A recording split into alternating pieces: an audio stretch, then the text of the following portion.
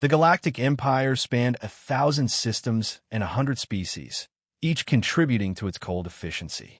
Its war machine was vast, refined, and absolute, until it wasn't. The Outer Rim had ignited again. Insurgents, cyber warlords, and fractured pirate syndicates had torn through 3 Imperial fleets in half a cycle. The Council of War convened in orbit around Verax. 9. A red dwarf choking in its own radiation. Dozens of high-ranking strategists debated tactics, deployments, losses. Behind closed doors, desperation grew. They had exhausted every Imperial option. Then someone mentioned a human. Not a diplomat or envoy. A mercenary. A warrior of Earth. The Council scoffed. Humans were fringe world dwellers. Technologically primitive. Culturally volatile. The Empire had monitored Earth for years. Their wars were chaotic, unsanctioned, emotionally driven. No centralized martial code. No shared empire. Just scattered nations clawing for dominance. But the Verax Rebellion had forced their hand. The rebellion used human tactics, erratic, asymmetrical, vicious. A special operations envoy had whispered the name of a human who'd allegedly trained one of their rogue warlords before switching sides. Rael Markov, the whisper said, Ghost of Bakur, Hammer of Norvin, the one who broke the glass seas. They didn't believe it. Still, they summoned him. When Rael stepped onto the command platform, he said nothing. Average height, worn black armor, scar across one eye. The only decoration on him was a dull silver pendant etched with Earth script. He carried no visible weapon. His presence unsettled them more than any gun might have. Admiral Vark, a Calthorian war tactician with 500 years of campaign history, leaned close to his adjutant. This is their finest. The human didn't acknowledge the room.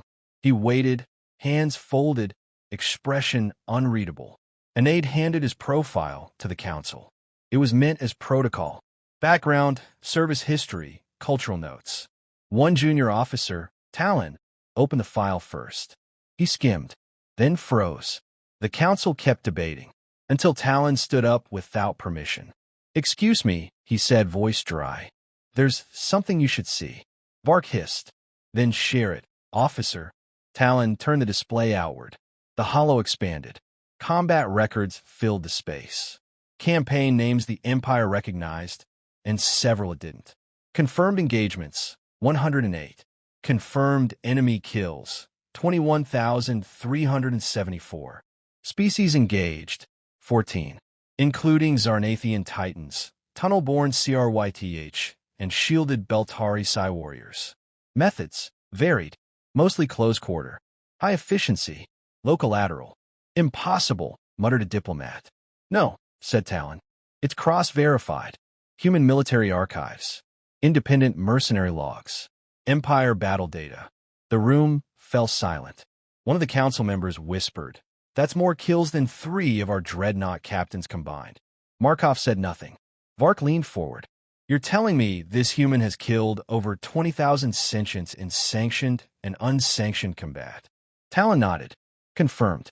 And there's more. The dossier included visuals. Body cam footage, satellite imaging, AI debriefs. Rail leading charges under 0 visibility. Rail disabling artillery with nothing but a pry tool and a torch. Rail pulling wounded from plasma-soaked trenches. Rail alone in the final breach of an enemy fortress after his entire unit had been wiped out. No backup. No retreat. I thought humans were disorganized, someone said. They are, another replied. That's what makes them so hard to predict. Markov finally spoke. I was told you needed a result, not a lesson in anthropology. His voice was flat, barely above a murmur, but it carried across the chamber. They didn't speak. They stared. He continued, I'll review your battle maps. Pick a theater. One operation. No oversight. No interference. Vark bristled. That's not protocol. Rail stepped closer to the table. Protocol hasn't won you a war in this sector. Let me do what I do. No one moved. Talon cleared his throat. There's a note from Earth's Defense Consortium. It says, deploy only in extremis. This asset is not to be provoked, not to be controlled. Trust him, or do not use him at all. Vark's lower mandibles twitched. You come here as a lone human and dictate to an empire? Markov's eyes narrowed, cold and sharp. I don't dictate. I offer results. If you're not ready to win, say so now. The silence answered him. Behind closed doors, the council debated long into the cycle.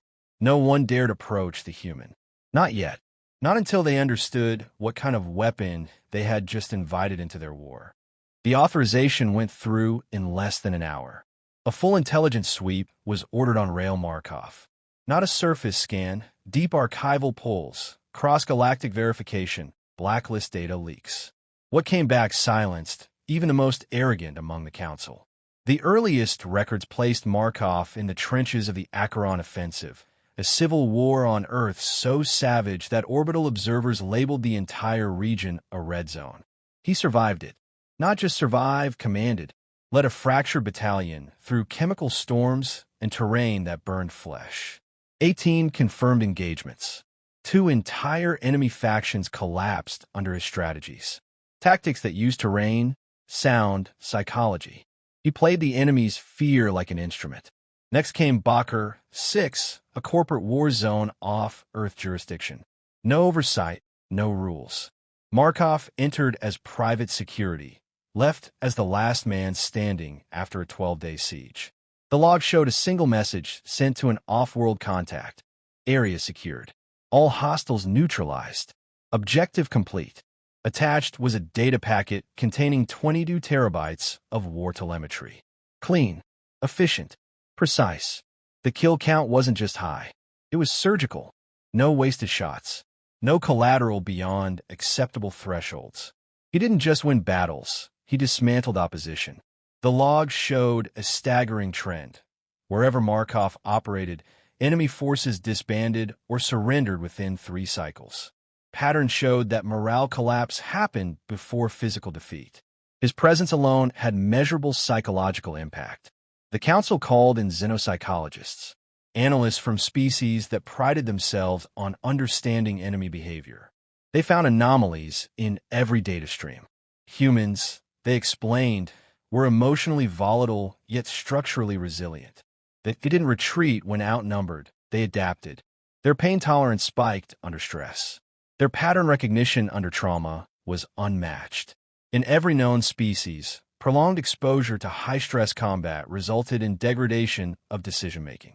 Humans, under those same conditions, became more effective, not less.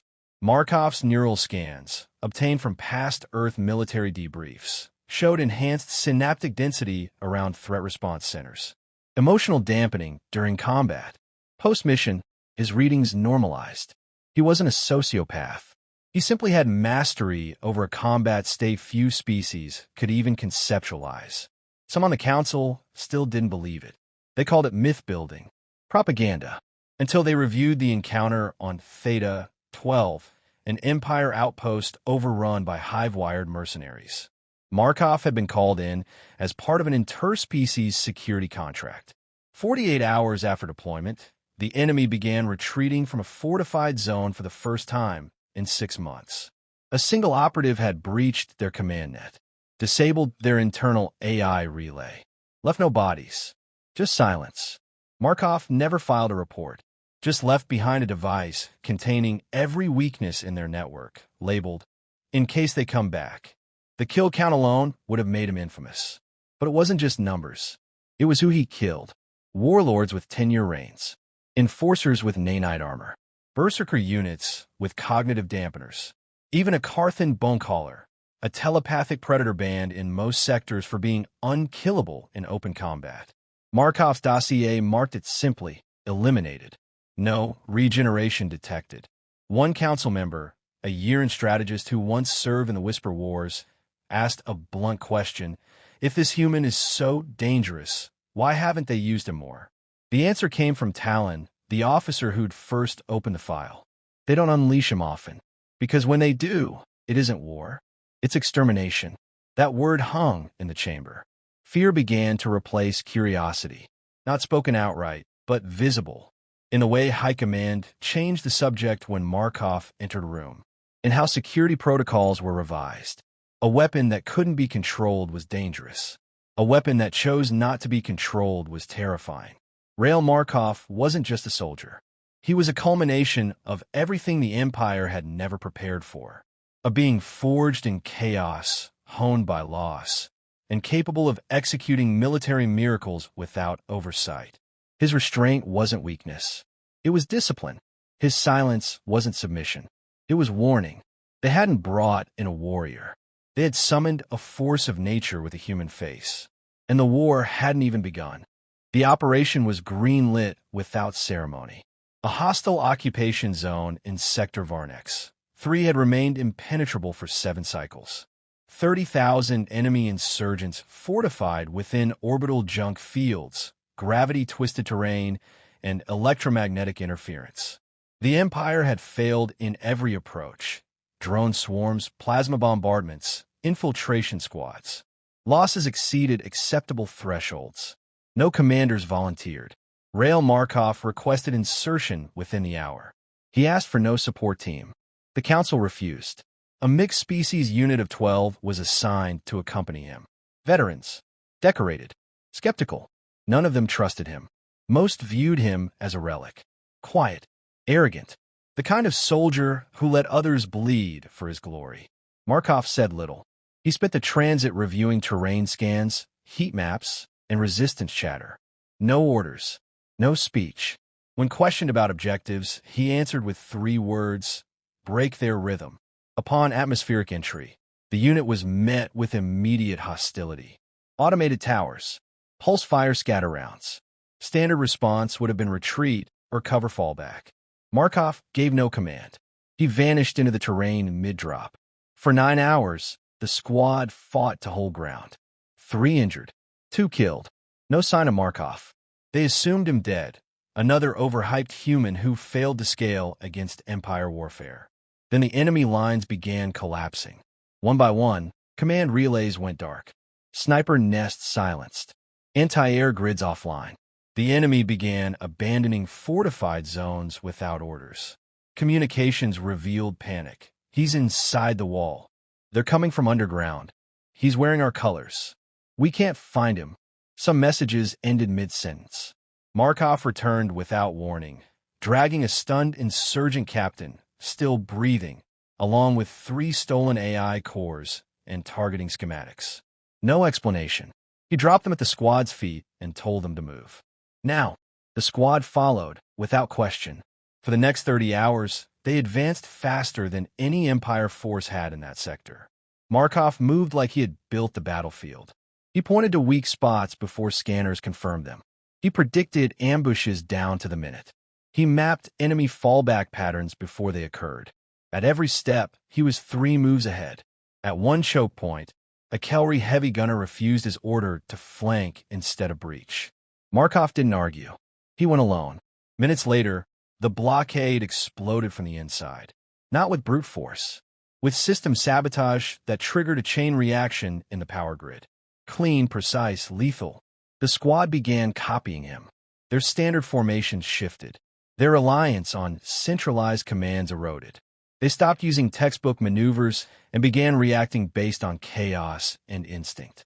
They fought like predators, not soldiers. One Bizarre medic asked him how he learned this. Markov replied, "I don't follow playbooks. I write them." The tide of the war zone turned.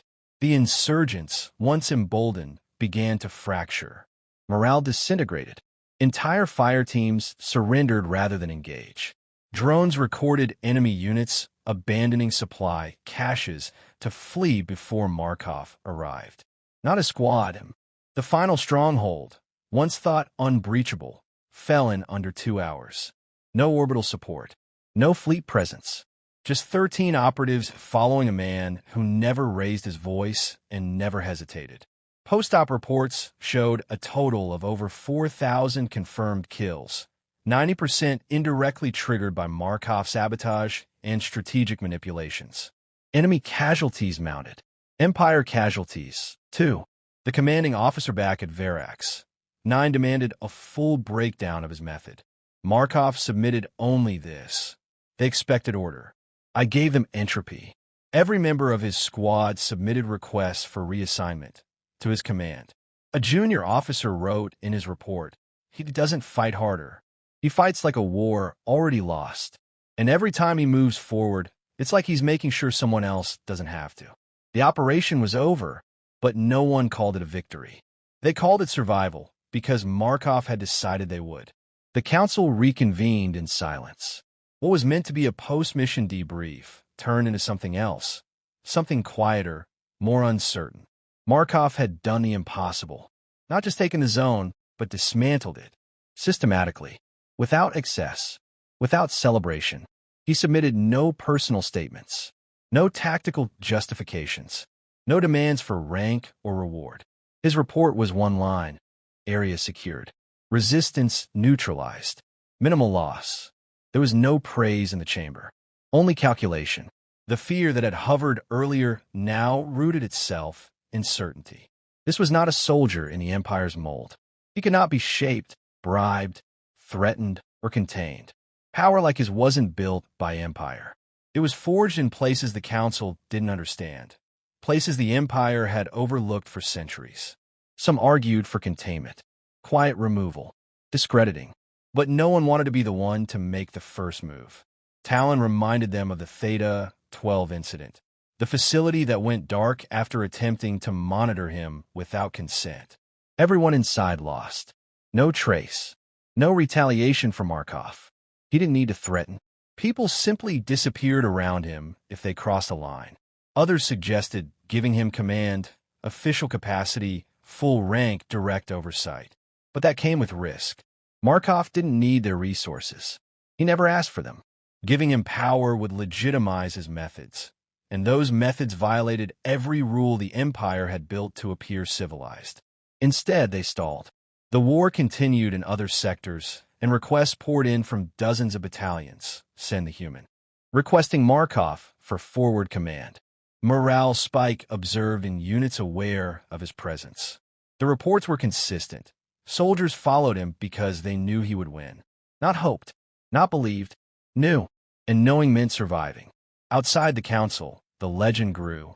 Quietly. Not propaganda. Just whispers among troops, across mess halls and data channels. Stories of a man who didn't blink in crossfire, who didn't retreat from psyops, who slept less than an hour a cycle and always woke before everyone else. His squad had begun changing protocol names. Markov entry became shorthand for asymmetric breach. Ghost code referred to his sabotage patterns. Even alien races unfamiliar with human languages began referencing him in native battle lexicons. He remained detached, never gave interviews, never addressed the attention. The only time he spoke off-record was to the Bizarre medic during recovery. She asked him, "Do you ever stop calculating?" He replied, "Only when everyone else is safe." Talon compiled an unofficial brief after several cycles, meant only for internal study. The title was blunt, on the deployment of Markov-class assets. In it, he outlined the long-term risks of relying on a force that answered only to its own logic. But the conclusion didn't suggest deactivation. It warned that Markov represented a future model of warfare, one shaped by unpredictability, psychological dominance, and moral detachment. Not immoral, just beyond their system of measurement. The Empire had built its dominance on control, command hierarchies, uniform compliance. What Markov introduced was something alien: results over protocol, instinct over doctrine, consequence over recognition. A force that didn't need permission to succeed and didn't fear rejection if it did. Eventually, the Council gave him a new assignment, a distant, impossible frontline, not as a test, but to delay dealing with what he was. He accepted without argument. No conditions, no negotiation, just a nod and a single question. "When do I leave?" He was gone by the next cycle. No farewells, no ceremony, only a silence that remained long after. And across every front where his name was whispered, enemies began abandoning positions before the first shot was fired. Because the Empire hadn't won a war. The war had simply ended when Rael Markov arrived.